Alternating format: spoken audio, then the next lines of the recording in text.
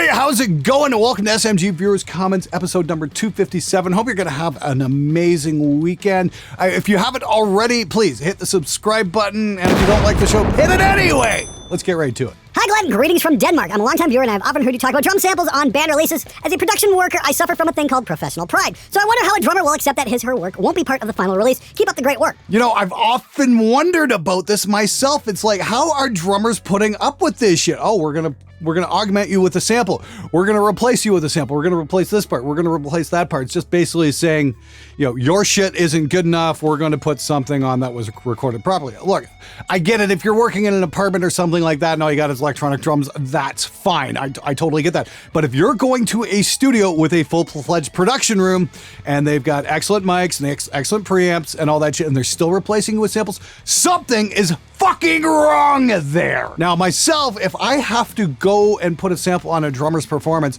I consider that a personal failure on my own level. It's not the drummer's fault, it's my fault because of shit engineering. And if you're a drummer out there who's paying an engineer to capture your performance and an engineer is putting samples on your drums, that is weak fucking engineering on the part of the guy that you fucking hired. And if he can't fucking put you on your own fucking record, maybe go find a better fucking engineer. That's my thoughts on the matter anyway. Love the vids, Glenn, but I'm really starting to question the ethics of buying cheap Chinese stuff. Love to know your thoughts on that. Here's my first response to that. The smartphone that you use to type in your response to my video, what country did that come from? Have you ever shopped at a dollar store? Have you ever bought anything there? Because guess where all that stuff comes from? Ever buy anything from Walmart? I wonder. That really makes me scratch my head too. Here's the thing. On this show, I don't have restrictions on what I'm going to take a look at. I love looking at the super high-end stuff. I love looking at the bargain basement stuff. I've got a Neve 1073 OPX, their latest and greatest digital wonder box. It's got 8 1073 preamps in it. It's got a digital backend. It is fucking glorious. But I've also got the Alctron, and in this case, rebadged to an American brand, Ensoniq, $150 and 1073 clone / knockoff. Is this as good as the real thing? Probably not, but so far I've been playing with it. It does punch way above its price point. So if I was making mic preamps, I would be fucking terrified by that brand because it actually sounds pretty good. Now, you can debate the ethics all to the cows come home. Is it going to stop consumers from buying what fits within their budget? Of course not. So that's what it really comes down to. I support the home studio recording engineer because I know what it's like to work your ass off to get the gear that you have. I did that for years and years and years. I worked production in manufacturing for years on end, scrimped and saved every fucking spare penny I had so I can afford some awesome fucking gear. I get that. So if I can help somebody save some money along the way, I'm going to do that as well. On the whole YouTube thing, how do the channels that rely on covers, Leo from Frog Leap Studios, for example, manage with all these copyright strikes here, there, and everywhere? I did a couple of intro covers and I don't have any subscribers and I got copyright striked. LOL. Well, a lot of that is done by bots. In my case, last year I got fucking not only copyright claim, but I got blocked by Warner because I said some shit they didn't like, which was fucking bullshit. And, you know, it's just the reality of the situation. Myself, I try and keep the content as original as possible so I don't run into copyright strikes. But even that same video, even after I got it back, it got claimed again by Jess Greenberg's people. Oh, you violated our copyright. No, I didn't, you fucking losers. No, it was not. It was a fucking editorial piece. We are allowed to editorialize about people putting fucking music out. You know, I even disputed that and they're like, nope, it's ours. Just complete disregard for the rules of fair use laid out as they are. I think it's absolute fucking horseshit.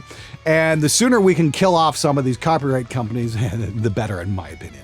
Fuck them. But how is Leo managing? I talked to him about that a couple years ago, and he's definitely, a lot of companies get it and are happy to share the revenue. A couple others have just been like, nope, thanks for all your hard work. We're going to take all that money. So yeah, like I said, put the record companies out of business as far as I'm concerned. They're just parasites at this point. You can actually run more than one sound card into Windows with ASIO, or at least with specifically ASIO for all. The only problem is, for some ungodly reason, having the output coming from one device and the input going into another makes this weird clicking noise happen on the monitor. In my experience, it doesn't show up in the recording, but your mileage may vary. It's also incredibly obnoxious. Well, if it's causing clicks and pops in your monitoring situation, then it doesn't fucking work. There's no excuse. It's not a workaround. It doesn't work. And yeah, you said it's incredibly obnoxious. Why would you want to work with that? My question is to the Windows engineers out there, why can't you make this fucking thing work? fuck's sakes, people have been recording for 20, 25 years on their computers.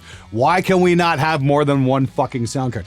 I put it to you, Microsoft, with your billions upon billions in cash reserves. Figure this fucking thing out, because this far into the game, the fact that we can't do it with your included software, it's a complete and total disgrace. As Morty would say, get your shit together. Hey everybody, just gonna break in here for a second and let you know we have brought back Adam Steele's Ultimate Reaper Guide by popular demand. We had it going on sale there last month for a week and it was super popular. And a lot of you guys didn't quite get it, so we've brought it back for a 72-hour sale. So if you're a Reaper user and you want to learn the ins and outs and get the most out of your system and learn how to work more efficiently, Adam takes you through the entire process from setting up, tracking a project, mixing, mastering, you name it. Teaches you all kinds of cool features, a lot of them even I didn't know. Really super awesome lesson, definitely worth checking it out. It's on sale now for 72 hours only. It's going for $97, regular $197. Grab it now while you can, because the sale is not gonna last. Anyway, follow the link in the description below. Now back to the show.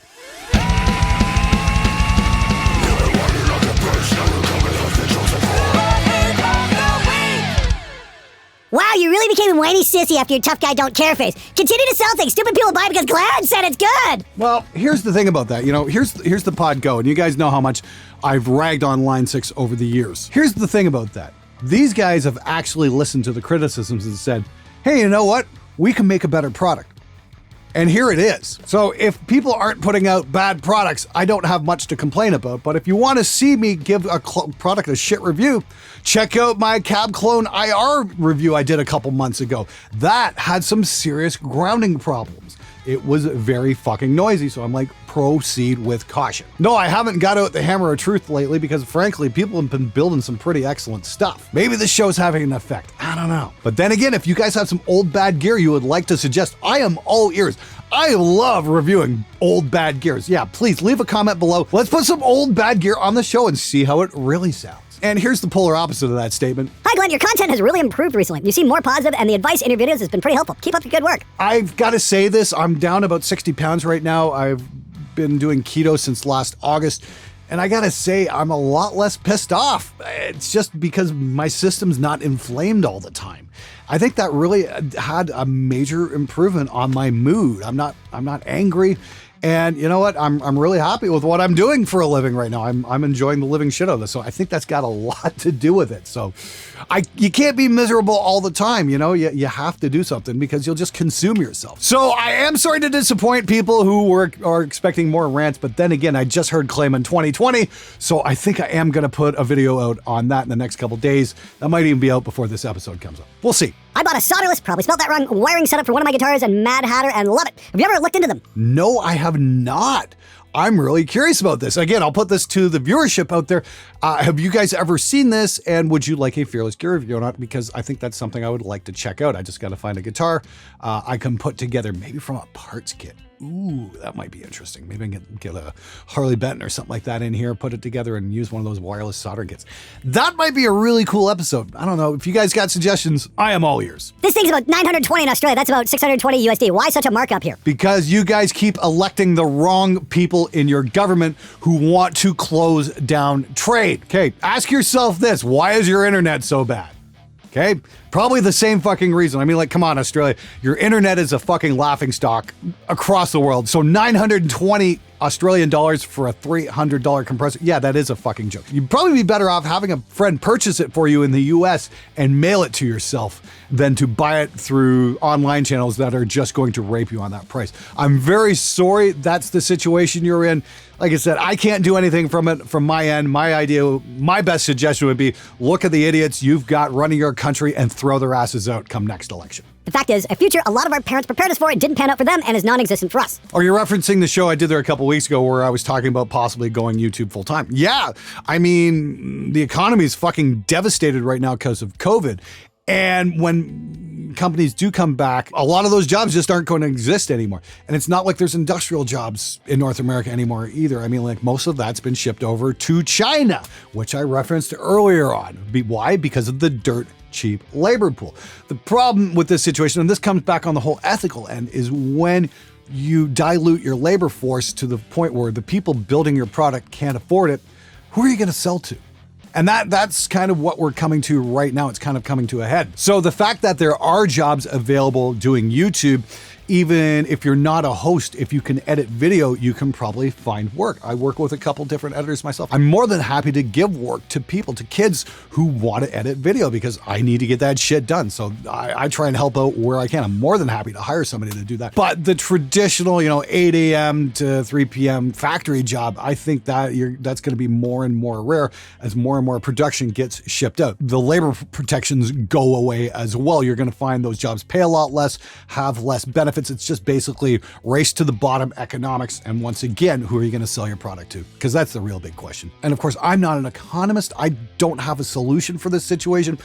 All I can do is speak from the practical experience as somebody who's worked on a line for 25 years. Glenn, you don't know how much it gladdens me to hear somebody who is not a left-tuber tell the truth about unions on YouTube. This isn't being communicated to the young, and I fear for the future of it. To all kids listening, this guy speaks the truth about unions. A union membership is an investment into the kind of society you want to live in. I would definitely agree with that statement.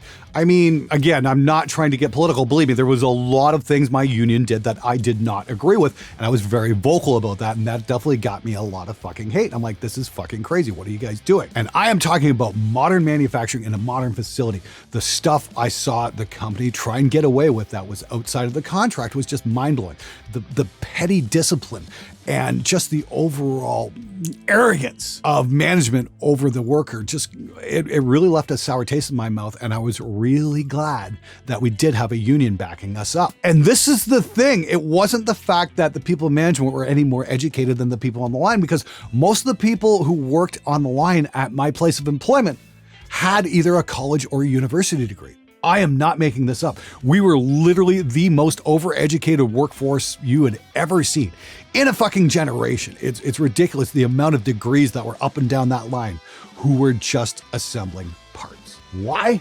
Because there weren't any other jobs available. But on the flip side of that, I worked in a large-scale facility where a lot of feeder plants would send us stuff. But then again, I've seen smaller shops with unions where it hasn't worked out so well, and I've seen some favoritism and that kind of thing. So there's definitely a balance to be struck there. It's not all a bed of roses when it comes to unions, but I am still staunchly pro-union when it comes to benefiting the people who have to fucking put in their 40 or 60 hours a week on the assembly line. Glenn, stop it! You can only make me so hard! Dude, really? Your political takes lately, which I don't usually find very tasteful at all, coming from YouTubers, have been fucking fire. Also, just name-dropping Zappa, man, yes, just yes. I'll never forget the time and place I first heard Stick It Out. That was actually my first encounter with Frank Zappa.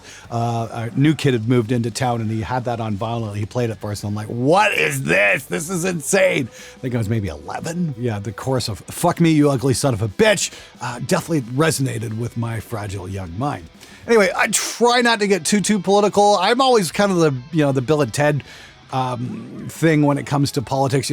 Be excellent to one another. Just try not to fuck each other over. That's all. And if you work hard, you should get paid for it.